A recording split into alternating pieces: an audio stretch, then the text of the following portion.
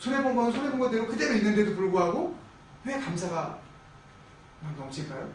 하나님께서 상황은 건드리지 않으셨지만 그 상황을 해석하는 제 시각을, 그 해석의 능력을 하나님께서 바꿔주셨기 때문에 그래서 감사할 수가 있게 되었어요. 여러분도 다 그런 믿음의 삶을 지금 살아가고 계신 줄 믿습니다.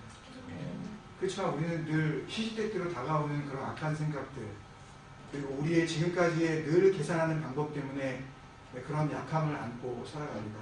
그렇지만 우리가 내 힘으로 할 수 없다고 우리가 주님 앞에 고백하고, 하나님 왜 저는 그래도 이렇게 믿음의 삶을 살아가려고 하는데 왜 오늘도 또 쓰러졌지요?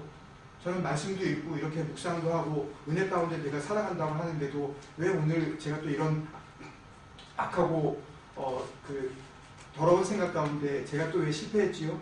이러면서 주님 앞에 우리의 약함을 고백하는 거예요. 그럴 때 하나님께서는 내가 있잖아요. 그 하나님의 강함이 이제는 내 강함으로, 나의 능력으로 그렇게 주어주시는 축복이 된다는 거죠. 내가 할 수 있다고 생각할 때, 하나님 내가 결단하면 얼마든지 제가 할 수 있습니다 라고 생각할 때 하나님의 그 강하심이 내 강함이 될 수가 없는데요. 하나님 저는 목사라고 명색이 그러지만 저 오늘도 또 실패했네요. 하나님 주님 앞에 제가 고백합니다. 제가 오늘도 약하고 그렇게 나약한 존재였다는 걸 주님 앞에 고백합니다. 그렇게 주님 앞에 무릎을 꿇을 때 하나님의 그 강함이, 하나님의 하늘의 그 평화가 저에게 임하기 시작한다는 것을 체험을 하게 되었습니다. 이 찬양 우리 같이 약할 때 강함 대신에 나의 보배가 되신 주. 그래서 나는 이 보물을 나는 포기할 수가 없습니다. 주님을 포기할 수가 없어요. 정말 가장 귀한 것이 주님이라는 것을 제가 삶을 통해서 내가 주님 앞에 꼭 보여드리며 내가 살고 싶습니다.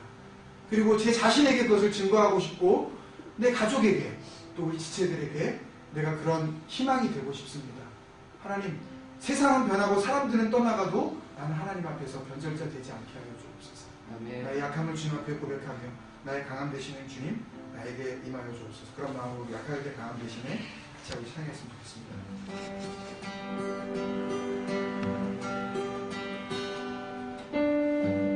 약할 때 강함 대신에 나의 보배가 되신 주, 주 나의 모든 것, 주 안에 있는 보물을, 주 안에 있는 보물을 나는 포기할 수 없네. 주 나의 모든 것. 예수 어린 양, 예수 어린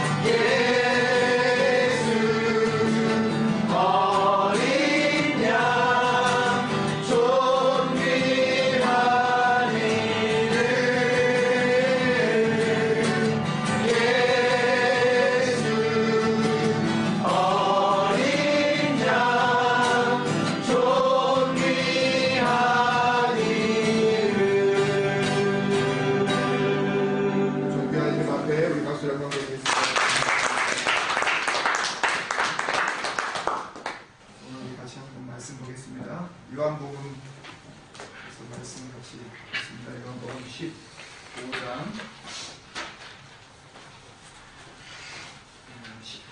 요한복음 15장 7절입니다.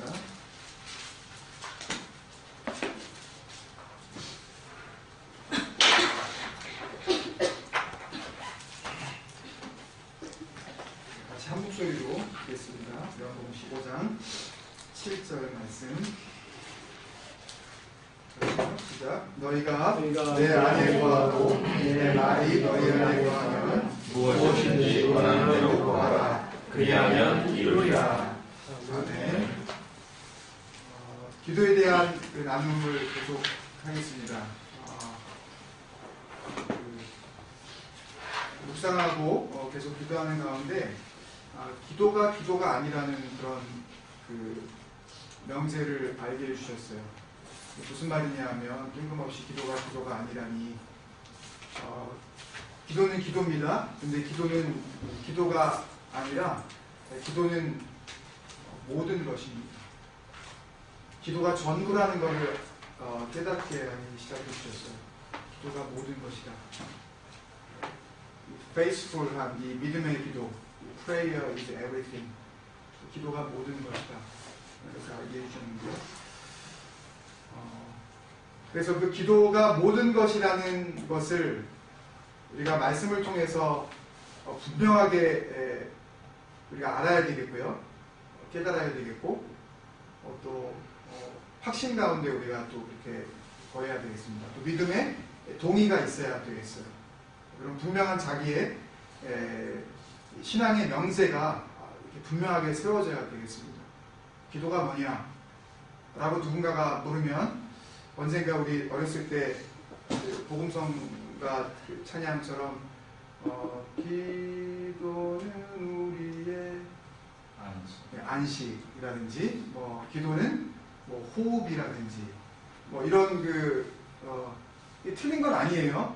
근데 그게 여러분의 고백입니까?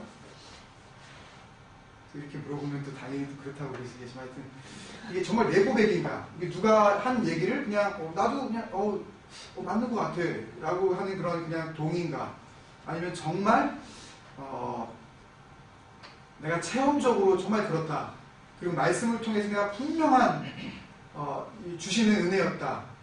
단순히 그냥 기록된 그 로고스가 아니라 나에게 주신 이 흐레이마, 여기서 내 말이라고 할 때 이 말은 로고스가 아니라 흐레이마, 우리가 보통 레마냐 뭐 아니면 이렇게 할 때 그 단어인데 흐레이마인데요. 그거는 원래 본 뜻은 내가 너한테 하는 말이라는 그런 의미예요. 흐레이마라는 이 뜻은 로고스는 불특정한 모든 다수에게 공식적으로 그냥 이렇게 선포되어지는 어떤 그런 진리라면, 그런 지혜라면 이 레마라고 하는 말은 어떤 1대1의 관계성이 보장되어질 때에만 쓸 수 있는 그런 단어예요. 그러니까 관계가 없으면 전혀 의미가 없는. 그러니까 특히 여기서 주님께서 주시는 말씀이니까 주님과 내가 관계가 없으면 전혀 상관이 없는 그런 말. 그러니까 주님이 나에게만 주시는 말. 똑같은 말을 주시는데 지금 나에게 주시는 말이 있는가 하면 그 말은 나한테는 전혀 와닿지 않는 그런 말이 있을 수 있잖아요. 그죠, 주장님? 그러니까 그런 말은 프레이마가 아니에요. 나를 그냥 스치고 지나가는 것 뿐이죠. 말은 선포되어졌는데 그 말이 나하고는 전혀 관계가 없는 그냥 사라져버린 말. 그 말은 레마의 말이 아닙니다. 그런데 기도를 생각할 때 과연 제가 먼저 지금 질문 드린 대로 기도가 무엇이냐 라는 것에 대한 것을 우리가 좀 계속 좀 발견해 나갔으면 좋겠는데요. 한 가지로 계속해서 이렇게 집중되어질 것 같습니다. 한 단어로 계속해서 이제 포커스가 맞춰질 것 같은 그런 마음이 계속 있는데 근데 그것들을 우리가 말씀 안에서 계속 이제 발견해 나가는 그런 과정들이 앞으로 한 3, 4주 정도 같이 이렇게 하고 또 주기도문 강의로 넘어가고 했으면 하는 그런 바람이 있습니다. 우리가 이런 이야기를 하잖아요. 저분 기도하는 분이야. 저분 기도하시는 권사님이야. 혹은 기도하시는 집사님이야. 저분 기도 대단하셔. 이렇게 하는데 뭘 보고 그런 이야기를, 그런 평가를 내리시죠? 기도하는 사람이라는 이야기를 가끔 하시잖아요. 한 번도 하신 적 없어요, 그런 말요? 그래도 그 집사님 기도하시는 집사님이야 라는 말 해보신 적 없나요? 없어요? 없다고 치고. 네. 어디 가면 또 그런 얘기 하더라고요. 저 기도하는 분이야. 그래서 어떻다는 거예요? 그래서 어떻다는 거예요? 그 이야기 하는 이야기는 뭐예요? 그 이유는 뭐예요? 그래서 그분 믿음이 좋다. 예, 그분 믿음 좋다. 바로 그거예요. 예. 기도는 언제나 뭐가 따라간다 그랬죠? 아까? 제가? 기도와 뭐가 같이 간다고요? 믿음. 그렇기 때문에 저분 기도하는 분이야 라고 하는 이야기는 저분 믿음 좋아. 그러니 똑같이 기도를 하더라도 내가 기도하는 것보다 저 기도하는 권사님이 혹은 기도하는 저분이 기도를 해주시면 기도가 더 잘 들어먹는다고 얘기들 하신 적 없으시죠 또?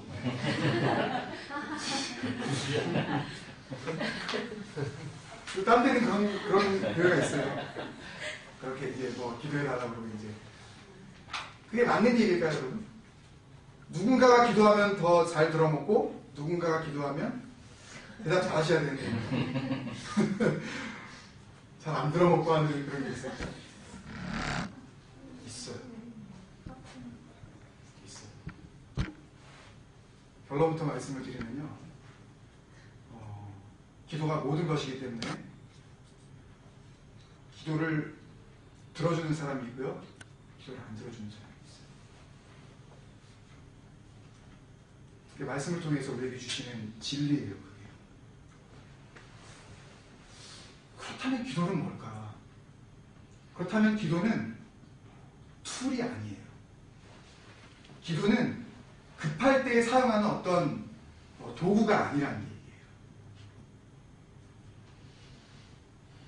만약에 툴이라면 그 툴을 잘 쓰기만 하면 되는 거 아니에요. 그죠? 도구라면, 수단이라면 그 방법대로만 잘 쓰면 뭔가 통해야 되는 거 아니에요. 그 도구가 도구로서의 능력을 발휘해야 되잖아요. 근데 모든 사람에게 그런 공통점이 있어야 되는데 누군가에게는 기도가 더 잘 들어지고 누군가에게는 안 들어지고 그렇게 있어요. 성경 전체에서 그 예를 먼저 한번 찾아보면요.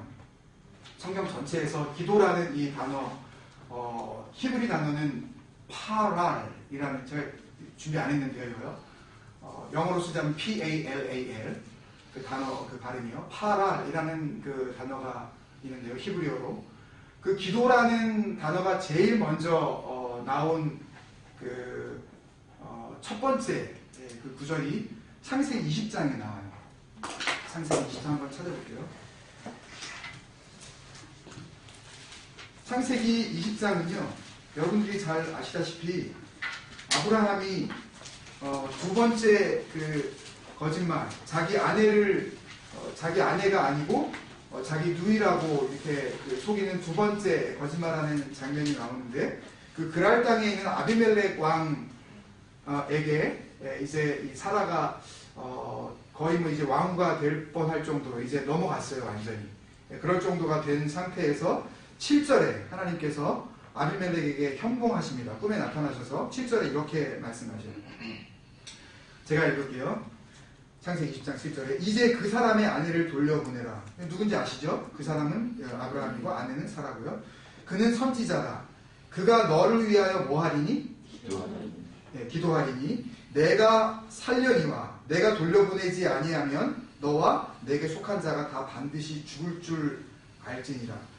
그 아비멜렉과 아비멜렉의 모든 가문을 초토화시키는 데 있어서 그런 이 죽음과 이 생명, 이 사활이 어디에 걸려 있는 거예요? 아브라함의 기도에 걸려 있는 거예요. 그러니까 기도는 아무나 하는 게 아니에요. 그리고 나서 17절에 아브라함이 기도합니다. 17절에 아브라함이 하나님께 기도하네. 뭐라고 기도했겠어요? 하나님께서 말씀하신 대로 그대로 기도했겠죠. 그죠? 두 가지 진리가 나오는데 기도에 대해서요. 너무 복잡하게 말씀드리면 다 오늘 소화 못 시키실 수도 있으니까 두 가지만 여기서 발견하고 또 오늘 본문과 연결해서 우리 같이 생각을 해보면요. 기도는 아무나 하는 게 아니다. 하나님께서 기도를 받겠다고 하는 사람이 따로 있다. 그죠? 아니면 네가 기도해라 그러면 라든지 기도가 아무나 할 수 있는 거라면. 근데 여기서는 그가 기도하면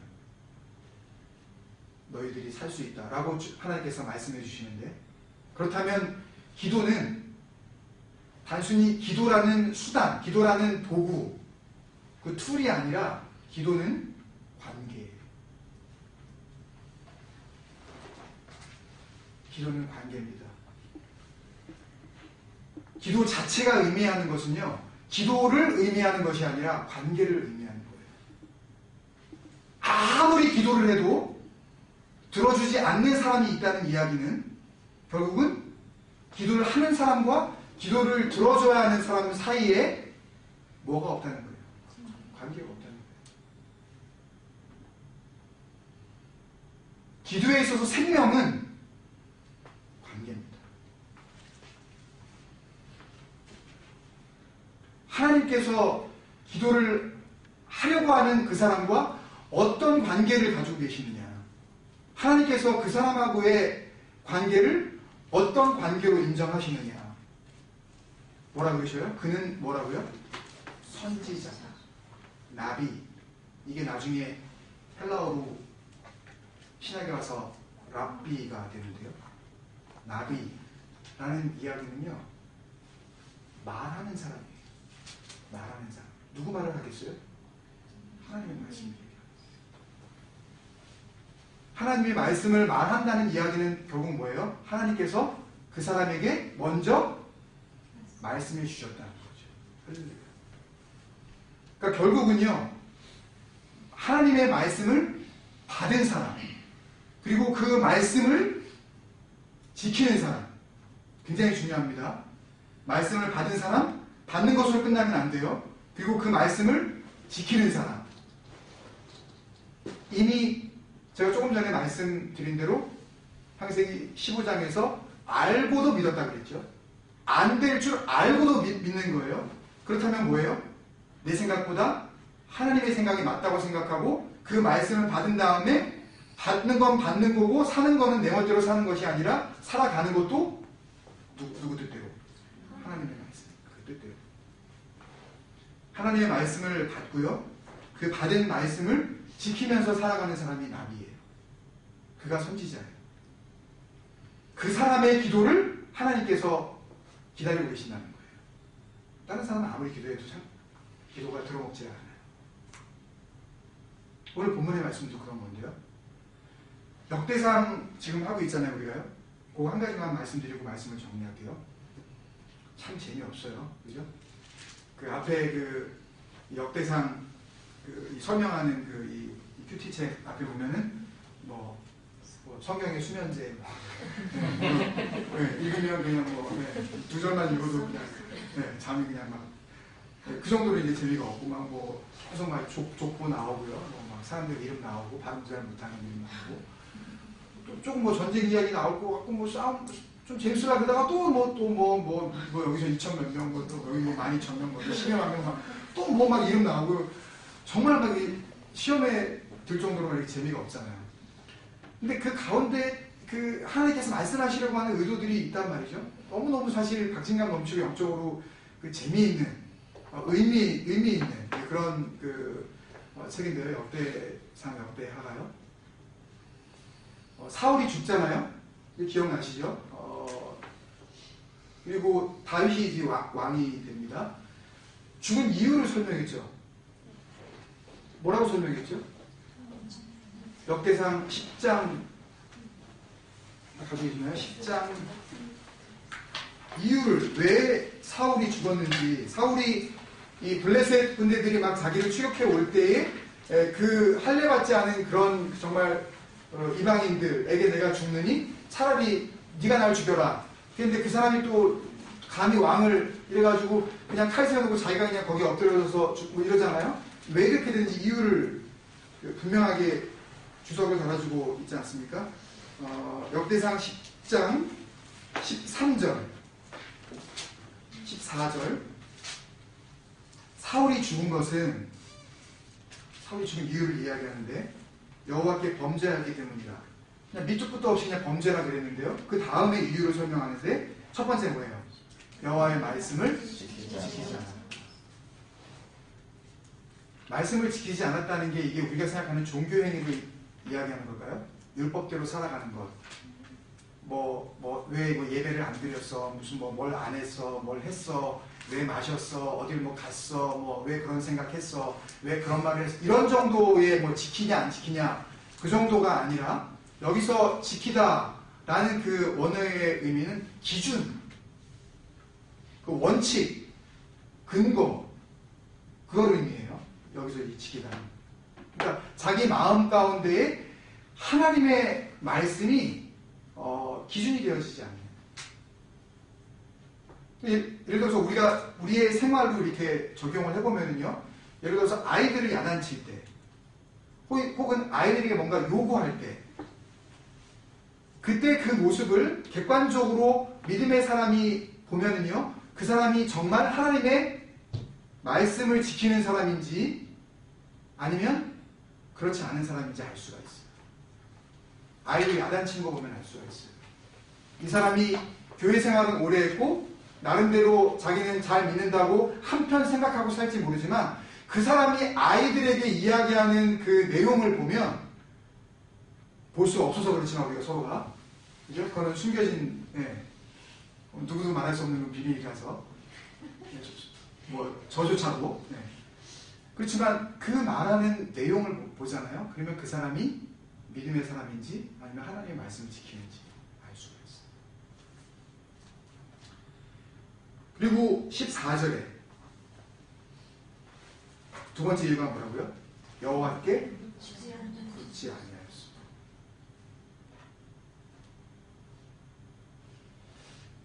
하나님 앞에 묻지 않은 거예요. 이 샤발이라는 이 히브리어를 쓰는데요. 이게 간청하다라는 아까 파랄이라고 한 기도라는 단어와 사실은 다른 단어의 그러니까 뭐라 그러죠? 그걸 뜻은 같은데 다른 단어. 동의 이음어 동의요. 예. 이음 동의요. 하여튼 다른 단어인데 같은 단어. 하나님께 기도하지 않는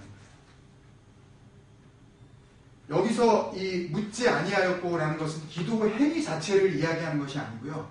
제가 말씀드린 삶 전체. 그 사람의 삶을 보면 그 사람은 하나님께 도통 뭘 여쭤보지 않는 거예요. 이유가 두 가지예요. 말씀을 받았잖아요. 왕이니까. 그죠? 하나님 앞에서 구약시대에 기름 부음 받는 사람 딱 세 부류잖아요. 선지자, 제사장, 그리고 왕. 기름 부음을 받았다는 이야기는 하나님의 임재를 의미하는 건데 하나님의 특별한 은총을 의미하는 건데 그런 왕이 하나님의 말씀, 그 명령을 받았음에도 불구하고 지키지 않는 거예요.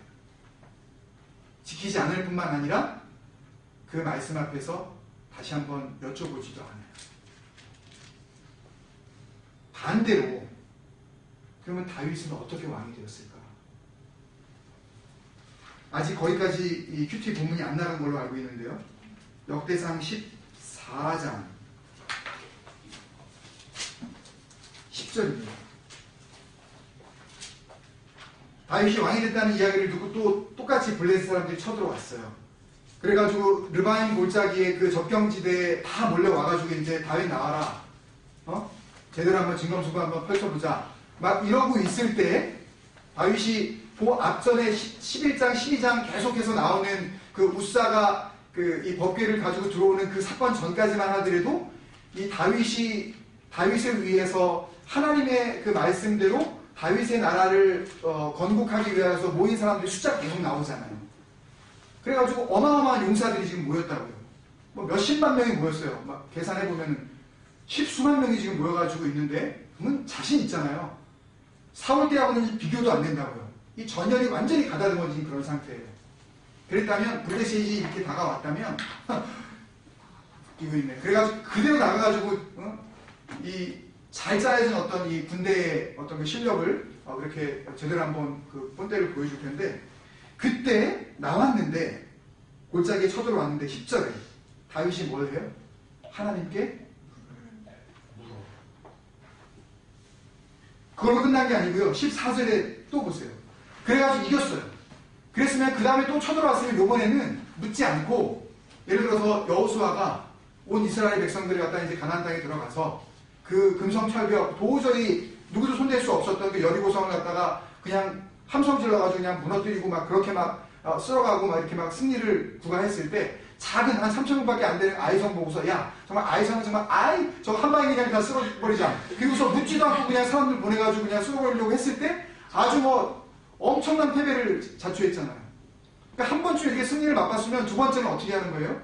하나님 우리와 함께 하시는구나 생각하고 그냥 싸우러 들어가도 되는데, 다윗의 영성입니다. 14절에 다윗이 어떻게 해요? 또 하나님께 붙잡는데 올라오는 거예요. 한 사람은 하나님께 묻지 않습니다. 한 사람은 묻고 또 물어요. 자기 실력은 얼마든지 되는데도 불구하고 자기 실력을 신뢰하지 않아요. 믿을 게 따로 있지. 그렇다면 여러분, 기도가 먼저입니까? 관계가 먼저입니까? 저는요, 하나님과의 관계가 바르지 않은 상태에서 열심히 기도하는 분들을 보면요, 불쌍해요. 그리고 두 번째는 겁나요. 본인 스스로의 멸망을 자초할 뿐만 아니라 그가 속해 있는 공동체를 멸망시키는 지름길이, 첩경이 하나님과의 관계가 설정되지 않은 상태에서 열심히 기도하는 사람 때문에 이루어집니다. 목회자가 하나님께 부르심을 받았다는 그 소명 한 가지만으로 치고 달리면서 하나님과의 온전한 관계, 그 1대1의 관계, 그 레마에 주님께서 1대1로 나에게 주시는 그 능력의 말씀, 그 은혜의 말씀을 날마다 받지 못하고 목회의 길로 달려가면 달려갈수록 그 길은 자기 자신뿐만 아니라 그를 따르고 있는 모든 성도들을 멸망의 길로 인도합니다. 다 같이 죽으러 가는 거예요. 그건 제 얘기가 아니라 성경이 우리에게 주어 있는 경고입니다. 사울을 따르는 자들은 다 죽었어요.